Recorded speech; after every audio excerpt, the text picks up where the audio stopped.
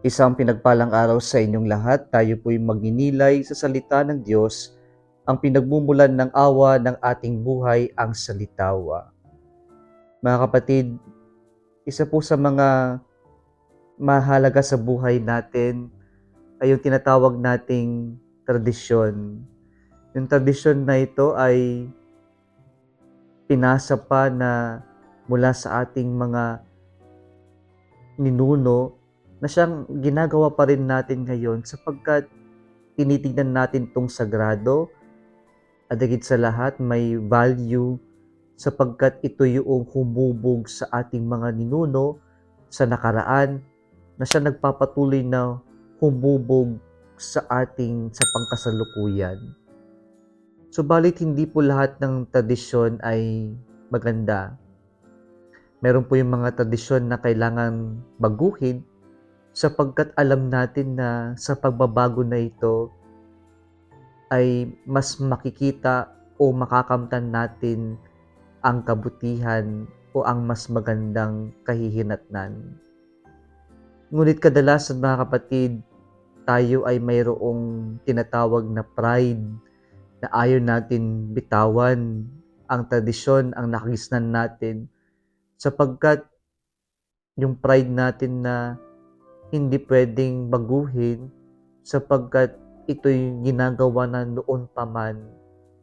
At gaya ng ating ebanghelyo ngayon, sasabihin natin, the old is good.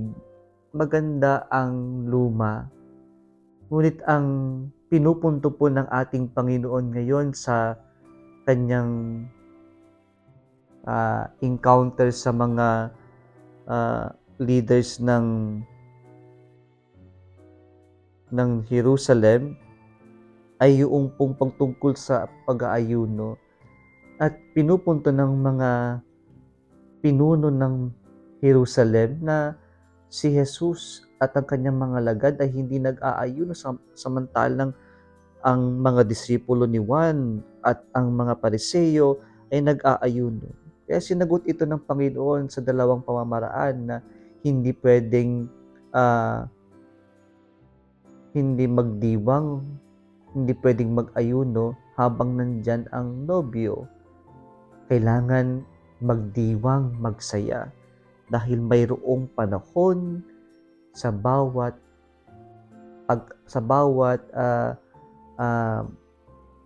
punto ng buhay natin. Okay.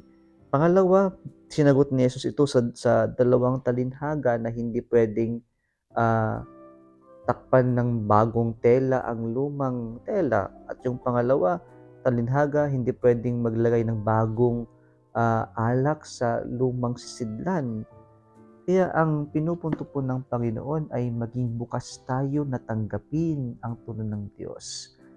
Sapagkat sa bagong ito, tayo ay tunay na babaguhin at magkakaroon ng pagbabago sa buhay natin. My dear brothers and sisters, let us have the courage to embrace the Lord, to embrace His teachings because we know that the teachings of the Lord are always meant for our own good. Kung nagustuhan mo ang video na ito, huwag kalimutang mag-like, i-share at mag-subscribe sa Salitawa Facebook page and YouTube channel. Muli isang pinagpalang araw sa inyong lahat.